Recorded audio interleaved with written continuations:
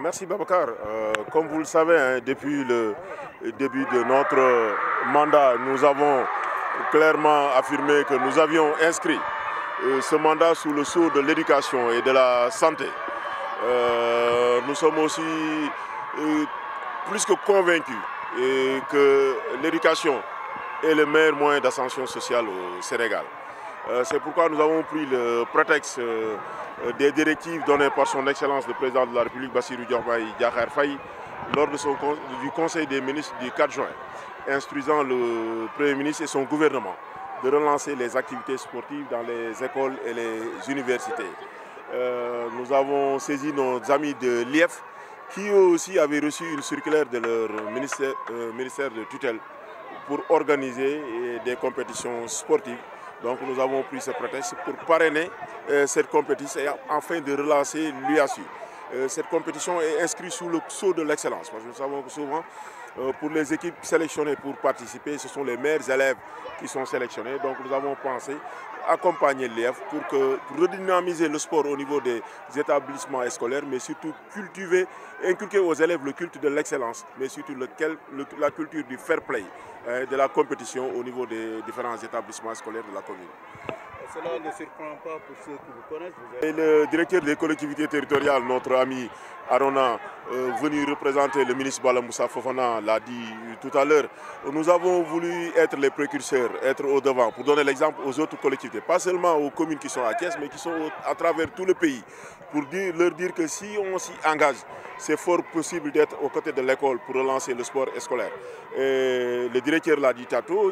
il a d'ailleurs promis de mettre des fonds à notre disposition. Et je crois qu'à la prochaine réunion hebdomadaire que les maires de la ville ont l'habitude d'organiser, je soumettrai l'idée aux maires pour qu'on s'organise avec l'IEF pour faire de sorte que cette compétition-là soit beaucoup plus élargie.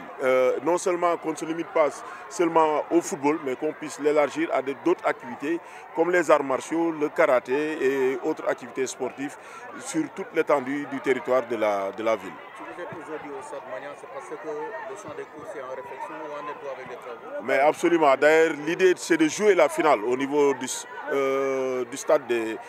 Ndiaumoko Diop des champs de course. Nous avons voulu démarrer ici, le temps que les travaux se poursuivent. Nous avions eu quelques retards par rapport au déroulement des travaux du fait de situations indépendantes de notre volonté. Mais nous pensons que d'ici un mois, les travaux vont être totalement terminés parce que c'est tout le gazon qui va être... c'est un nouveau terrain qui va être aménagé. L'éclairage public va être complètement repris avec des pylônes,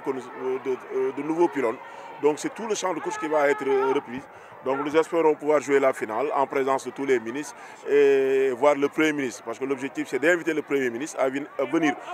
inaugurer le nouveau terrain que nous aménageons au champ de course, mais aussi assister à la finale du tournoi interscolaire.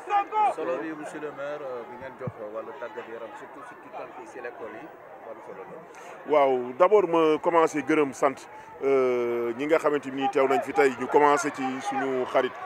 Arona Ba nga xam ne mooy directeur des collectivités territoriales ñëw représenter le ministre Bala Moussa Fofana. Yéen a ngi gis l'inspecteur de l'éducation et de la formation sama wet l'inspecteur départemental des sports est là et l'ensemble des autorités éducatives ñu ngi ñëw teew ci tournoi bi nga xamante bi nii mëbët li ko indi mooy directive yi nga xam ni président de la République Bassirou Diomaye Diakhar Faye jox na ko le Premier ministre ak son gouvernement ñi leen nañu relancer le sport dans les établissements scolaires mu tombeek tamit waa IEF ñoom it seen ministre yónnee leen la circulaire loolu nekk wokkatu bu daje gestu ba tax na bi ñuy mëbët bi ñun suñu commune pour organiser une coupe du maire version UASI parce que UASI commencé woon a disparaître fekk na ñoom tamit ñu am mëbët boobu ñu boole suñu ñaari idée loolu moo jur tey compétition bi nga xamante bi nii moom la ñuy assister compétition bi nag nekkul rek sport football rek daal di tasaaroo liñ ci bëgg mooy cultiver excellence inculquer aux élèves le culte de l'excellence dans les établissements scolaires mais surtout jàngal leen lan mooy fair play dans le sport ñu tàggat leen ci loolu ba tax ñu nga xamante ni xale yi dinañ gën a mën a muñ et loolu dañ ciy gërëm bu baax IEF ci taxawaay boobu nga xam ni parce que tey su cérémonie bi amee c'est vrai que nous avons accompagné mais je crois que le gros de l'organisation depuis ce matin ñoom ñoo fi nekk ak seeni service ba tax ndaje mi mën a am tey. mais surtout liggéey fan la toll ci Ndiaw Macodou. waaw liggéey bi stade Ndiaw Macodou mu ngi avancé bu baax d'ailleurs idée bi ñu am mooy ñu démarrer compétition bi mais bëgg nañ peut-être dans 1 mois 2 mois bu ñuy organiser finale bi mu nekk moment boo xam ni dañ ciy profiter pour inaugurer waale terrain synthétique bi nga xam ni ñu ngi koy aménager stade Ndiaw Macodou Diop parce que ku ne xam na ni commune bu Thiès Est quartier yi gën a populaire ci ville bi fa la ñu nekk mais suñu xale yi amuñu woon chance di mën a football ci terrain yu mel nii sànq rek maa ngi tooñ le directeur des collectivités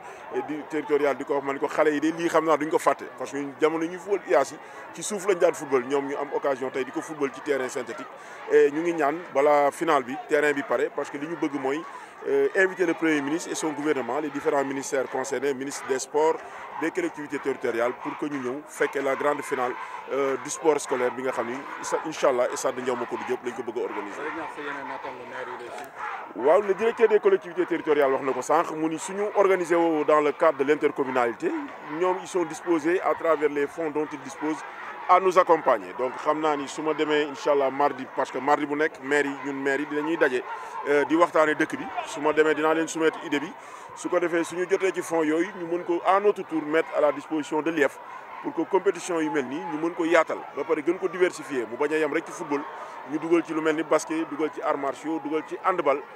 dugal ci yeneen discipline ba pare gën ko yaatal ci CM yi et pourquoi pas ci lycée yi defe naa ni loolu suñ ko defee dina mën a tax dëkk bi yëpp mën a gis seen bopp ci mbir mi. collectivité territoriale. voilà c'était waay tey fii dañ ko laajte parce que le maire de Thiès Est qui organise en accord avec l'IEF de Thiès Ville mais surtout li ñu fi dajee xale yi yëngu si wàllu tàggat yaram ban solo nga jàngat bi lan la. D'abord dama ñëw pour apporter le soutien du ministre Balla Moussa Fofana à son frère le maire Ousmane Diagne. Le féliciter pour avoir compris que c'est un démembrement de l'État et que son initiative mi ngi ko am ci directive présidentielle bi génn ci conseil des ministres du 4 juin 2024 moo tax ñu indi championnat buy consacrer des activités sportives scolaires ñu bëgg ko féliciter di ko encourager féliciter également communauté éducative bi ko ànd ak moom ba pare ñu dem ci ndaw yi parce que ëllëgu ndaw yi dafa am solo pour réew mi te sport jumtukaay la boo xam ne mun na tàggat xale yi ñu tabax modèle de citoyen comme ni ñu ko waxee boo xam ne dina wér boo xam ne dina actif boo xam ne dina compétent moo doon wax léegi maire ma ne ko yaa ko tàmbali am na yeneen communes yu fi ne ñun en tant que collectivité territoriale rawatina direction bi ma yore ñi ngi encourager collectivités locales yi ñuy boole seen doole mel ni ne intercommunalité bu ñu ko utiliser war nañ mën a yaatar championnat bii ñu def su ko defee am na des fonds dédiés au niveau du ministère qui encadrent et accompagnent des initiatives comme ça maa ngi ko ci encourager te xam ne bu ci jubloo jël leadership bi dina am soutien accompagnement ministère ndaw yi nag il faut ñu xam ne sport du fougue de jeunesse moo koy def du xol bu tàng moo koy def mais xam ne football la gagné ak défaite ñoo ànd victoire ak défaite ñoo ànd te fii nag la ñuy tàmbalee di jàng am fair play loolu rek lañ leen di invité dégg naa ci seen discours sànq ñu ne ñoom bannir nañu violence nañ leen jàppale ci bannir ko enseignants yi ñu ngi leen di dellu di leen gërëm te xam ne yéen les modèles de conscience am nañu kóolute dénk leen suñuy doom te jàpp nañu ne da ngeen ciy def ci liggéey pour tabax leen dinañ doon ay la yëwan ay Sénégalais yoo xam ne suba dinañ contribuer ci le développement de leur pays. Je vous remercie. Merci. Ibrahima Dramé. Merci. Voilà, au nom de l'État du Sénégal aujourd'hui, mais surtout au nom de Madame le ministre en charge des Sports, Monsieur le ministre de l'Éducation, aujourd'hui, quel est le message de l'État par rapport à la relance de cette activité quand même qui a toujours occupé de grands moments dans la vie éducative, surtout au niveau de l'État. Alors, merci beaucoup. Donc, c'est en fait un grand honneur et un très grand plaisir pour moi d'être là aujourd'hui pour participer, pour assister en fait à cette cérémonie d'ouverture des compétitions sportives scolaires organisées en fait par l'IF de Thiès-Ville en concours avec le maire de Thiès-Est.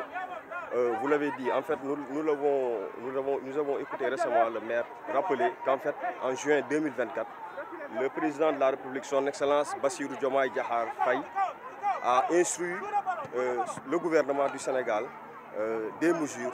pour la relance du sport dans les écoles et universités du Sénégal. Donc, cela montre en fait la volonté de l'État, mais aussi l'importance accordée au sport pour vraiment donner au sport sa place dans la société éducative qui est en voie. Dernier mot, monsieur le préfet, on sait que les navétanes sont suspendus pour motif de violence. Aujourd'hui, ces enfants ont prôné la non-violence. Voilà, cela vous rassure en tant qu'autorité? Effectivement, c'est rassurant et je pense que ça doit aussi inspirer le mouvement navétane. On a entendu le représentant des élèves qui a en fait un très bon discours.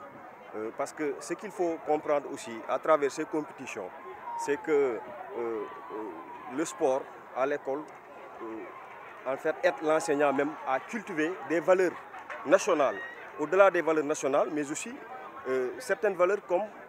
le fair play, la vie associative, donc l'esprit de groupe. Donc je pense que ça va motiver les élèves même à s'imprégner des valeurs nationales comme le patriotisme, donc, et aussi, surtout, à les motiver pour pouvoir persévérer dans l'excellence, connaissant qu'ils ont en fait un rôle prépondérant à jouer, ayant les destinées de toute une nation. Merci.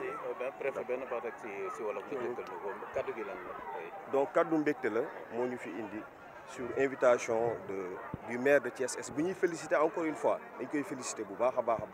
di féliciter l'inspecteur de l'éducation de Thiès-Ville mbégte la parce que dañoo ñëw teewee ci ouverture compétition sportive scolaire ñëpp xam nañ ni nguur gi am na importance bu mu accorder sport wax nañ ko sànq ñu ne conseil des ministres juin 2024 président de la République dafa joxe instruction gouvernement bi pour ñu jël en fait am ay mesures pour relancer sport ci école yi ak ci université yi donc loolu mbégte la te aussi mu war a doon exemple bi war a inspirer le mouvement navétane ñu xam ne sport rek war na mën a nekk vecteur bu ñu mën a boole mais du ñu xaajale.